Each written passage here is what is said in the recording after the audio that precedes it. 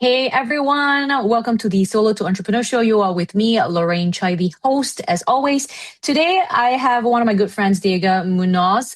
The reason why I brought him on is because we always have amazing conversations together, and I've known him since I've actually came into North Carolina itself. I think it's slightly over a year and a half, give and take.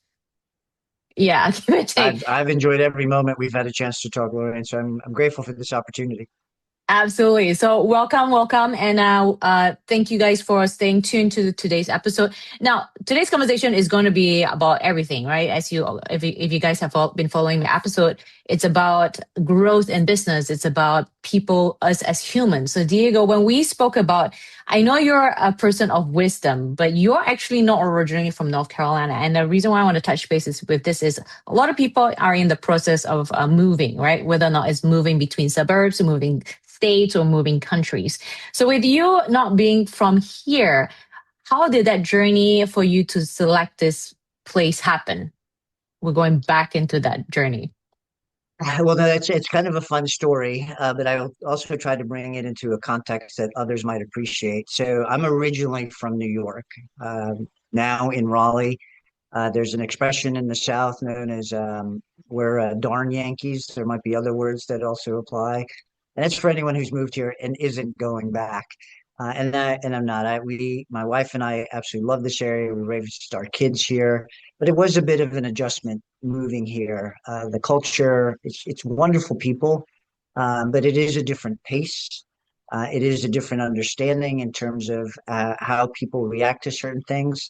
And that's normal. I'm not suggesting that that's a bias. If anyone was moving from here to New York, it would be different. If they were moving from here to London or Australia or any other part of the world, there would be that expectation that it's going to be different.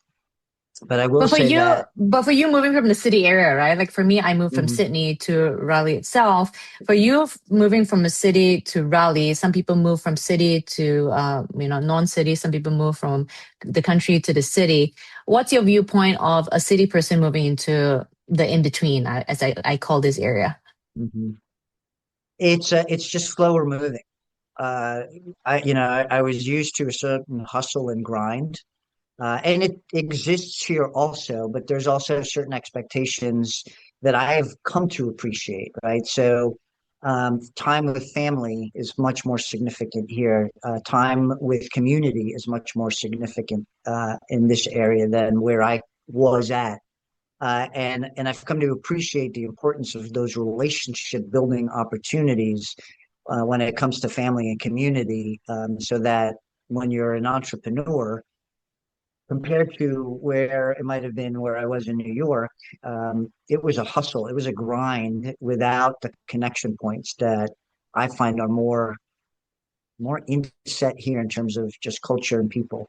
So that's definitely one of the things that I've come to learn over the 26 years that I've been in this area and have grown to really appreciate. And now it's a thread in my being.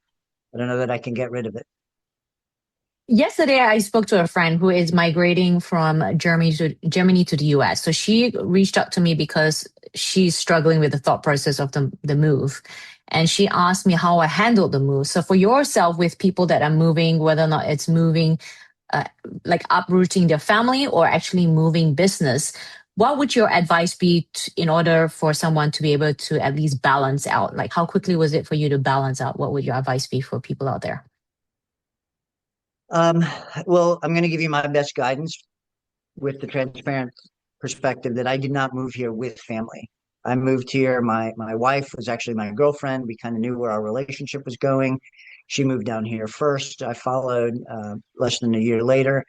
But I will say, having worked with a lot of people who are in business and are moving family and transplanting, I would say,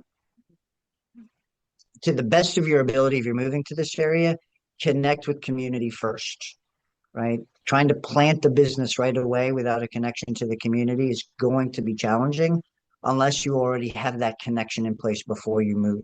And by community, I'm talking about, what are your passions? What are your pleasures? Is it faith? Is it athleticism? Is it sports teams? Whatever it might be, connect to those, ingrain yourself to the best of your ability with that as you are planting your business or your corporate connection in terms of work, and you'll find it is so much easier to find lasting relationships in that manner, and growing relationships in that manner. So that would be my best guidance, and particularly for somebody who might be moving assets and resources. That initial community could be in your financial planner, and your accountant, and your banker, and your realtor, and your insurance agent that you come to meet down here, because all of those people are revolving their business around relationship. But with yourself, your story is different. So everybody's move would be different. Some people may be moving solo, like I moved to solo. Some people be moving with a family and things like that. Did you always know your priority from the beginning, or you just tested it out and evolved as quickly as you could? Well, um, I give you permission, Lorraine, to cut me off if I go long. Okay. So when I Okay. moved down here, um, my my now wife had basically found a newspaper clipping of a job. This is how old I am. A newspaper clipping of a job that she felt was perfect for me, and it was in the world of soccer. So when I moved from New Mm, York, I was working in public policy, and I was volunteering in as a soccer coach and administrator for a local, small little local league up there. And she's like, "Oh, I found this position. You can come down here and you can work for this organization and actually make a living." And that, if you're from this area, at that time it was known as the Capital Area Soccer League, or Castle. Well, that organization has blossomed into a prominent organization known as NCFC, which, if you're from the area, you've probably heard about to some degree. I did that for several years before I took on a real job. And please know, if you're listening to this, I'm using air quotes right now, because that organization is huge. It is prominent, but I was an outsider coming in. And so I was like, oh, it's a nonprofit. I'll just do that until I land. And what I found, and I'm still coaching for the same organization, again, creating that connection point and creating longevity in it. For me, it wasn't just an opportunity to do something that I loved. It was a passion. And so when you ask me, like, how did I get there? I just started with something I'd love to do. And then what I've realized, and that thread is in my being, I'm still doing it. And it has been a very significant part of my business, my background, my community.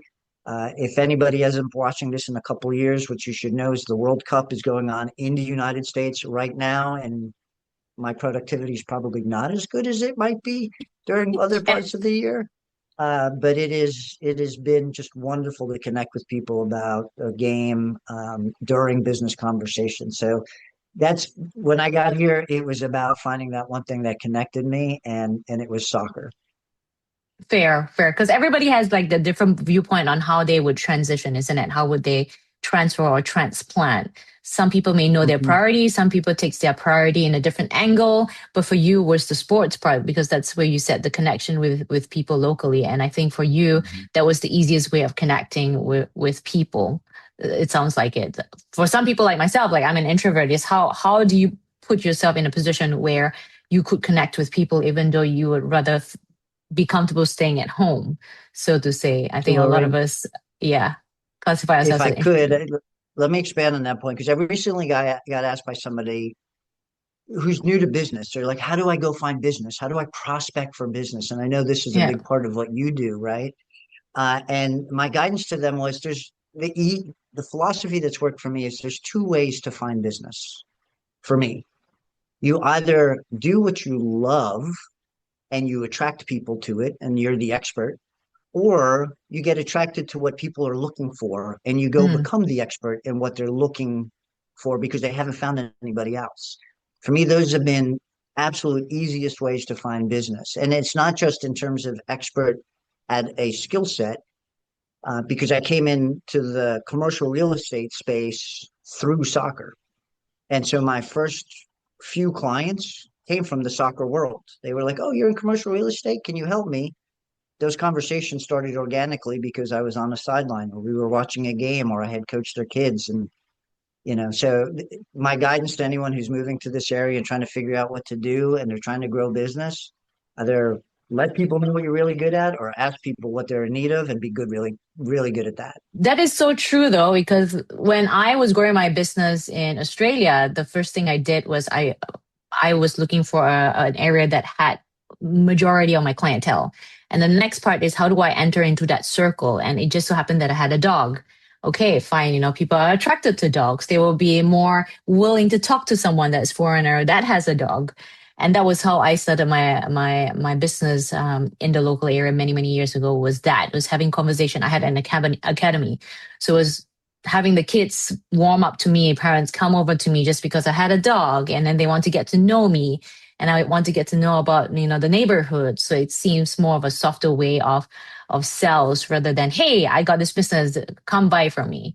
Right? Is getting to know the person first. Is it's the interest towards the person first before you have actually make that sales. But for you, Diego, you're known here as a person of wisdom. You're always there teaching businesses around. You always have your 2 cents. You're straight to the point in terms of what people have to learn. Has that always been easy for you, or was there a growth with your journey? There's always growth. Um, so one thing that I think you've come to realize about me, and I'm not here to evangelize, but faith is a big part of who I am. And so that question to me kind of comes to the core of like, what kind of gifts and talents, was I born with, was I created with? And I always thought I was a teacher. It's like, oh, I'm going to make a great teacher. In fact, I would go and coach soccer, and that was going to be the platform I was going to stand on. And what I realized was there were a lot better teachers out there than I was. But what I do have is the ability to encourage, and that may not be a big platform, but I think in particular demographics, it's a really important one. And what I found is it's really helpful for startups. It's really helpful for certain demographics that are just looking for that push, that encouragement, that coaching. And I'm not you as a coach. Like I would never pretend to be what you are when it comes to be a coach, but I'll use my background in real estate to help people understand, like, if you want to be successful in commercial real estate or be successful in your business that requires commercial real estate, there are certain fundamental things you need to be good at in business.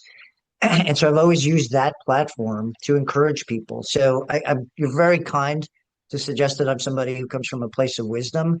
I am often borrowing and stealing great ideas from others, and I try to give as much credit to everyone that I've borrowed from. Um, but I'm grateful that people are willing to listen to what I have to offer, because that to me demonstrates that I'm touching a nerve, that they're willing to listen, and I'm super grateful for that. I do not take that for granted, because that is not something that everybody gets. Everyone is in a growth mode, though. I'm hoping that they Mhm. would be, right? So with yourself, it's not boring or stealing. It's the fact that you're actually adapting and implementing it for yourself. And you are not the kind of person that wants to keep it to yourself. You're the kind of person that wants to share that success. Hence why you're Mhm. sharing that knowledge and what you've learned for yourself that actually hits it on the nail for you, that actually has worked for you. You want to help other people. Hence why you're a resource of knowledge for your growth in your area in the commercial side of things, right? In Raleigh itself. With with you and your position in Raleigh, I know you've been here for a longer period of time comparatively to me. In this generation, I've noticed that I think a lot of people hate the concept of selling. But the way I look at selling is every day we are selling anyway, since we're kids. It's like, hey, mom, I want that toy. We're pitching, Mhm. right? So what's your key in the, especially when you're in the commercial side, what's your key advice towards people that do not like to confront prospects, let's say, or clients? I remember when somebody first recommended to me to consider going into sales. I was like, No, are you kidding? No, I would never do that." But yet they saw something in me. And I think what I've come to realize that they saw in me, and what I see in others, to your point, is that inherently we all have the ability to create relationship, right? And so I'd never come from a position of, I've got this widget and I think you need it. I think that anyone who's genuine in providing value is asking the questions of, well, what are the needs that you have? And I can help if we can have a conversation. And if I can't, then maybe I know someone who can help. And that, again, going back to your first question of moving to this area, that was a valuable lesson about relationship in this area because it's that interconnectivity, that weave within the community.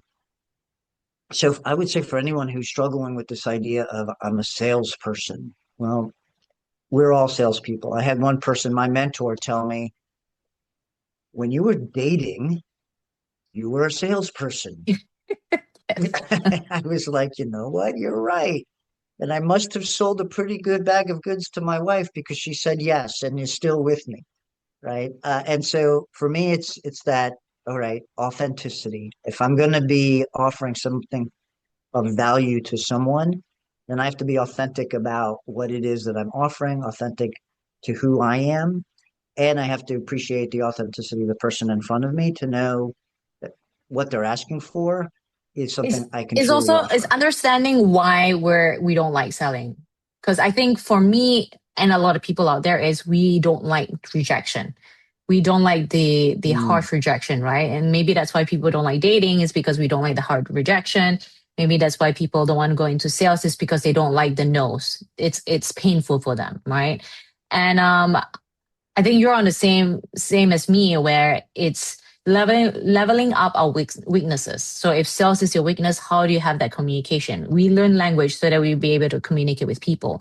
We understand. mhm. We learn the right words to use so that we don't offend others. Right? It's that communication with people. So it's understanding why we don't like sales, and then it's how can we change that where we eventually like sales. We're actually good at sales, and we actually end up liking sales because I think with like I said, being a kid, we are actually selling, networking with people. We're selling the fact that we want to be in their circle. How do we sell for them Mhm. to open their doors for us to be able to be accepted in their circle? It's not really selling where there is a transaction of price, but it could be a transaction of friendship. It could be a transaction of knowledge. It could be a transaction of opportunity out there. So there's always different ways of looking at it with the transaction side of things. Money is not the only transaction and the reason why are we so afraid of it. Lauren, I find it funny that you call yourself an introvert, but I understand where you're coming from because you're a very gregarious and social and genuine person. But like me, you probably need downtime to recover.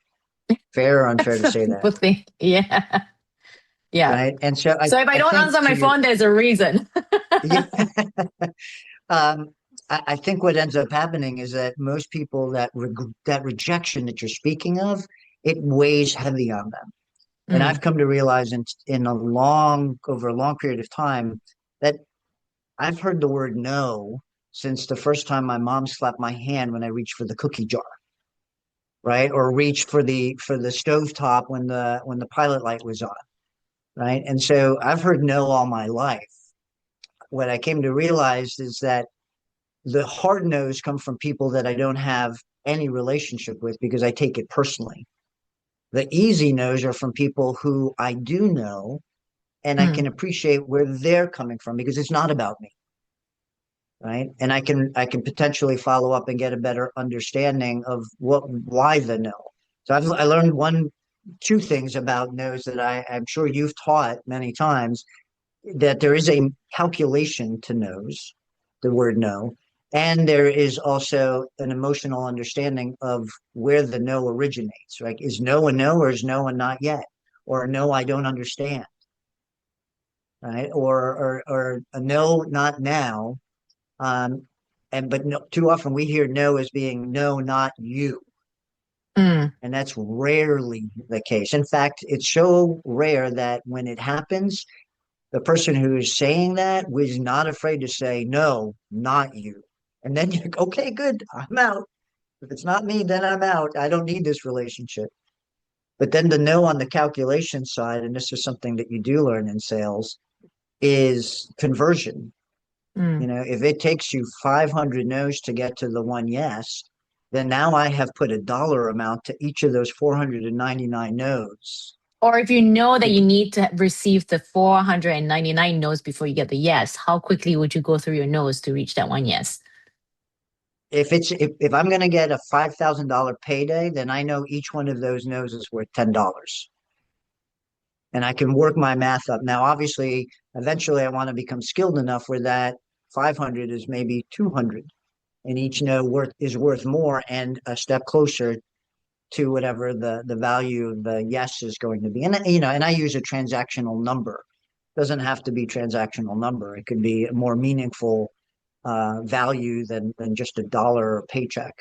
But that is something that has also helped me realize I can grow from the no. Absolutely. I've learned a lot with meeting John Paul DeJario, the guy that has the Paul Mitchell shampoo business. Yes.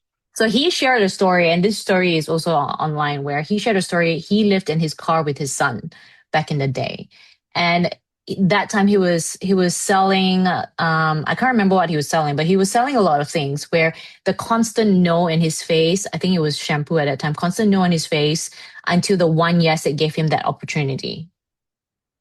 And that's what we need to learn. We need to learn where the no's are actually lessons to why they're saying no. It's learning why the no's, right? It's not no and then that's it. We move on. Is it we have to change our attitude? We have to change our behavior. It's like when you have a rejection from, let's say, someone you're interested in and you're trying to date, right? We're going back to that concept.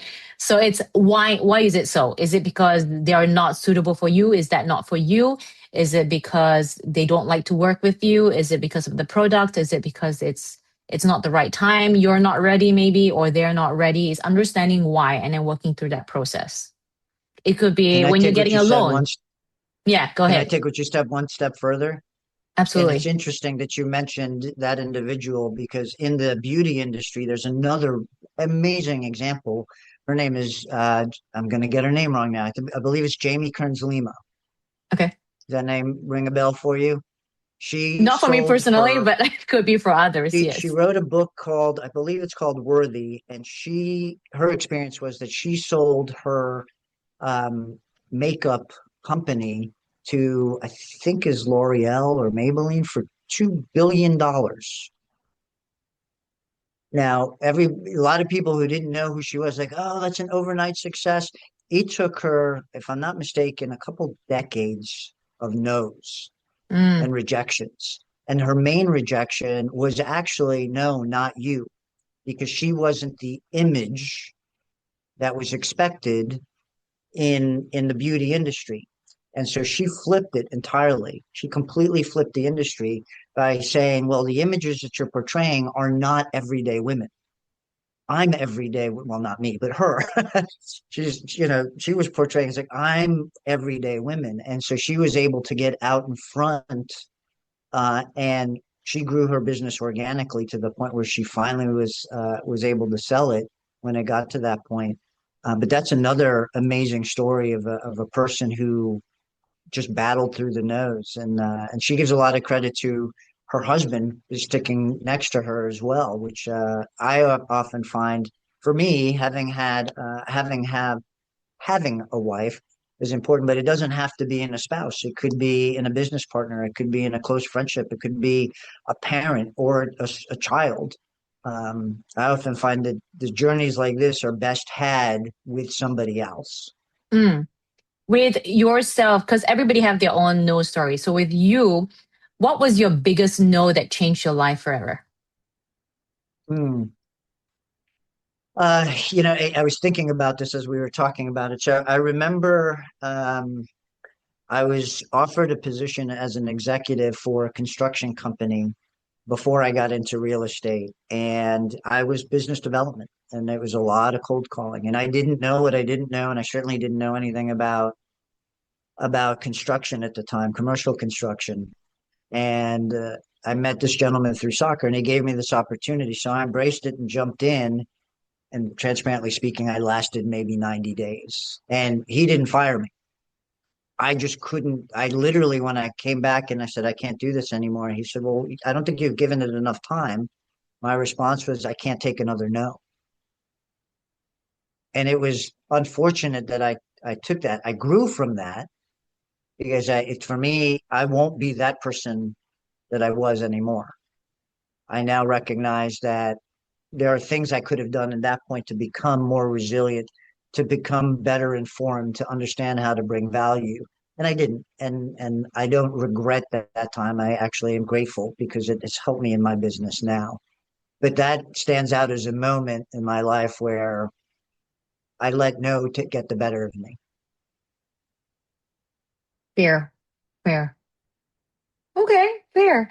For myself was people always ask, right? Like what was it that was the turning point for you? For me, I grew up in a family of entrepreneurs, and I was taught where you never show your weakness in your industry, especially when you're new, especially when you're trying to climb up the ladder. You don't show your weakness. You always bullshit your way through. It's not like I bullshit my way through, but you always try and hide your struggles and always show yourself as a confident person. It came to a level where I brought my business up to a certain level, and I realized that my business could be a lot more, but I just didn't know how to. So when I approached my one of my first mentors, which was Rita Cruz in Australia, like she was known nationwide, and I thought she would be the best person to be able to help me, mentor me. I know she can be harsh, and I know sometimes it seems like scary for someone as young as me back in the day. But I went through that process. And I remember she introduced me to five people that she helped during their prime because she knew that they were more ahead of time in terms of, today's, how is business run in today's day and age. So, but when I approached every single one of them, I remember there was five. When I approached every single one of them refused to help me on my journey. And it was tough on me because it was as if someone was trying to defame me even though they're not. It's as if it was pushing down my credibility as someone that is trying to grow. I felt like it was demeaning. It's as if I'm not good enough and I will never be good enough. So that was all that was coming through over to me. But I was trying to understand why at that time. Why was it there was a no for every single one of them? Is it me or is it them? Or is it the situation? And I got to thinking, I understand that they explained that they struggled through their journey to where they are right now. And they didn't really want to share that because I think they didn't think it was fair for me to find a shortcut with them helping me out instead of through the Mhm. struggles. So instead of cowarding and just staying in my lane, what I did was, because I'm not even their competition. So what I did was I ended up taking that nose into, you know what, it was a screw you moment of let me learn another route. Let me go a different way. Let me travel domestically within Australia, learn from the best of the best, outgrew every single one of them. If there was an opportunity in Europe, I would fly there. That was before Zoom. If there was an opportunity in the US, I would fly to US. Time zone did not matter. I would show up when I could. And then I would help businesses that are open to help, because it is very difficult for someone to admit that they need help. It is very difficult for someone to be open to receiving that help to begin with. And that was where it started. So that was how my journey as a consultant started, was that the five no's that turned everything. Instead of just my growth in business, it was my growth in business, but also helping people on the side on their business journey. I completely appreciate that. I apply a lot of my business coaching and my business assistance in real estate to what I do in soccer when I'm coaching people in soccer, because I still do that. I still play. And that mentality, I'm competitive. I'm very, very competitive. But I also recognize when I'm good at something and when I'm not. And when I'm not good at something, for me, I, I, I at this point in my life will do an assessment. When I was younger, I would have run through the wall. It's like no was not something I was necessarily going to accept. I would figure out. Now that I'm a little bit older, now I'm assessing time value of money. But everybody goes through that maturity at some point. That may not be the case for somebody who's in their 20s. I'm far removed from my 20s. But I will say that the competitive side of me, like you, was like, all right, if that's the way you're going to be, I'll see you on the other side when you're behind me. Um, but Bruce Lee comes to mind, and something that he had said in one of his movies or documentaries is like, you've got to be like water. And by that, he was saying flowing water changes rocks. It takes time, but it changes rocks. And there was another more recent example where somebody had said, if you kick a rock, just you pick a rock from anywhere, rocks are not round. Rocks are oblong shaped, they're awkward shaped, but if you kick a rock for long enough and far enough, it will become round. It will turn into a round spherical shape. And so that for me is an approach that I've always enjoyed, that if it's something that I'm truly passionate about wanting to be good at, I'm going to kick that rock But until it's it also not turns. from a space of hatred No, or no, negative, right? It's a space of I understand, acknowledgement. But let me just go a different route then. Maybe this is not the journey for me. Maybe I'm meant to be learning more in order to even be better than you are. absolutely. Because I enjoy coaching kids so much in soccer, those are I see that in certain generations, right? Where you find that kid who they don't understand pain. They don't understand fouls. They understand the ball needs to go in the back of the net. And they complain about when the referee blows the whistle. Like, why'd you stop? I was having fun. I for me it's along that mentality. Like it's not about taking it out on anyone or feeling like Mm, the rejection was personal. For me, it's what's the end goal? Well, the goal is put the ball in the back of the net. Or in business, the goal is to provide a certain lifestyle for myself and my family. And it doesn't necessarily have to mean 3 comma deals, right? But it does mean, am I bringing value to my life, to the life of the clients that I'm working with? For me, it ends up being more of an emotional success than anything else. mm.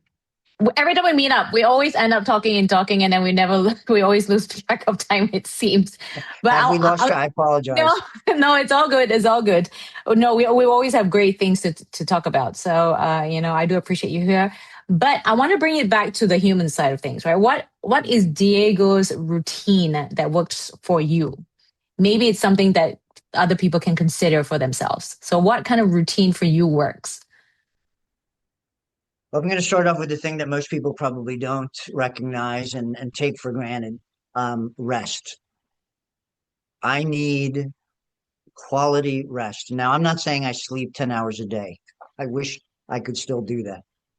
I need quality rest. And so I've got routines set around my day to make sure that when I am going to rest, it is quality rest so that when I awake or refresh, those moments after I've awoken are probably the best energy that I have in the day, right? And that could be if I've done it right, it could be a solid 4 hours of quality energy that I'm pouring into whatever's in front of me. And if I've organized it well, um, those 4 hours are going to be quality. And then the next 4 hours for me and that are going to be engaging in some sort of relationship building or learning, something that is going to bring refreshment to me in whether it's exercise or knowledge or relationship.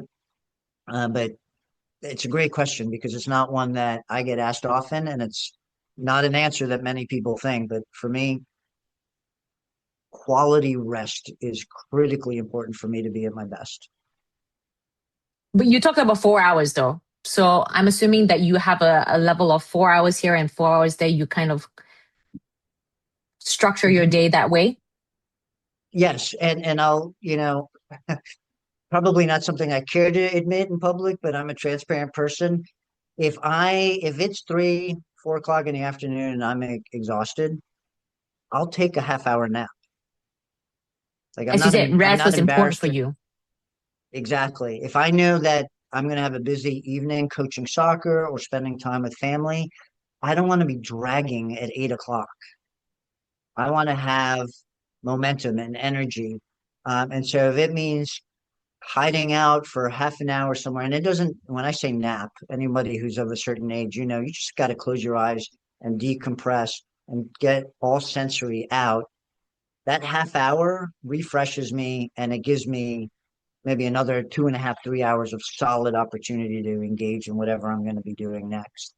There's another couple of other things that I do. Like I believe in cold plunges and cold showers. I find that that is absolutely great for me and what I do. I probably don't eat as well as I do, but I hydrate a ton. Hydration, I think, is But immeasurably because of your important when it. coaching, right? Because you still play soccer as Mhm. well, you're active, being active as well seems to be a routine for you.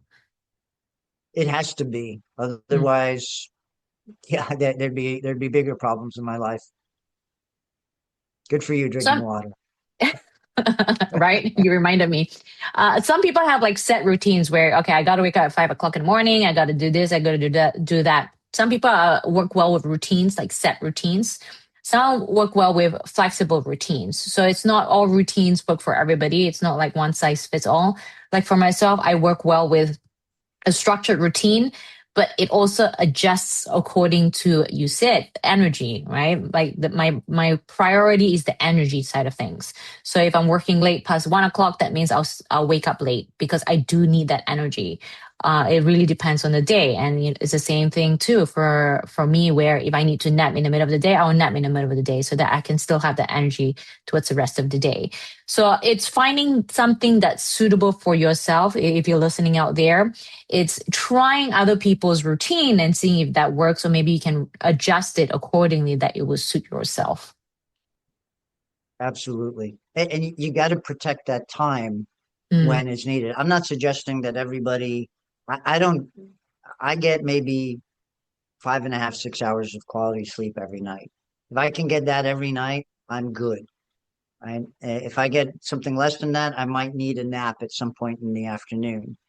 But it's for me, any guidance or advice I'm going to offer anyone is whatever that is for you, protect it because it's what makes you better for everybody else.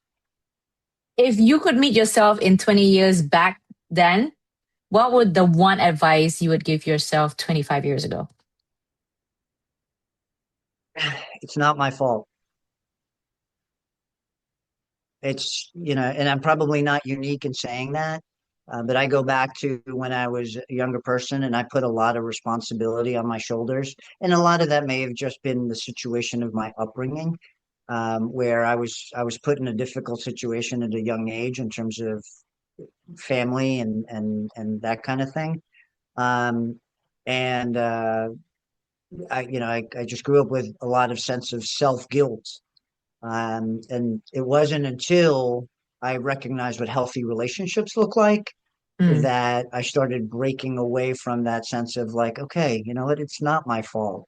I do have responsibility for getting better, but it was not my responsibility or my fault for the way it was. Right. So the way it was, and there's nothing I could do to change that, but I can be better at who I want to be going forward because of that. And that is, as a parent, that is something that I've always wanted to instill on my daughters to just let them know that, you're going to make mistakes, things are going to happen, but what are you going to do from that? Because if you're going to sit in that misery, it will be a lot harder to go and grow and move forward. I use the expression, and maybe it's not a perfect fit, but I don't live for minutes, I live for moments. And if I'm living for minutes, I'm reflecting on what I only know from the past. But if I'm reflecting on moments, then it's me wanting to recreate and grow from them going forward. mm, absolutely. Absolutely. Thank you for being here, Diego. Thank you for being here and It's my sharing. pleasure. Now, I hope guys, this was I'm good. gonna. I hope it was. No, this is amazing. I think our listeners out there, they love something that's raw, and that's why I have you on here. Is that we also want to show the human side of things because this success doesn't happen overnight. It happens over growth, and when both of us speak, we always tend to balance off each other very quickly with oh my gosh, like that's a great idea. That's good brainstorming, and then all this knowledge that you have with how you grew your business and your connections and how you have employed people into your business, how that has worked for yourself. So that's why I wanted you to have you on here, is so that you can share that. It's not every success is different, right? For you to move here and build that success is different from somebody else that I may have a different guest here on top of it.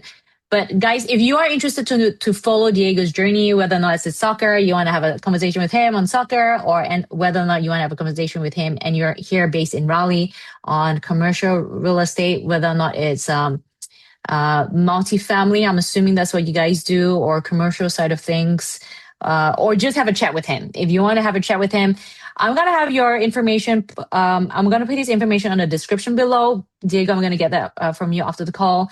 And you can follow him on social media, interact with him. Diego is the kind of person that will always want to help, even though he's busy, and he will connect you on the right track. So guys, if you like today's episode, please do follow us, get in touch with us, follow Diego, follow his journey, whether or not it's soccer or whether or not he can help you at least be grounded here in Raleigh, Durham area.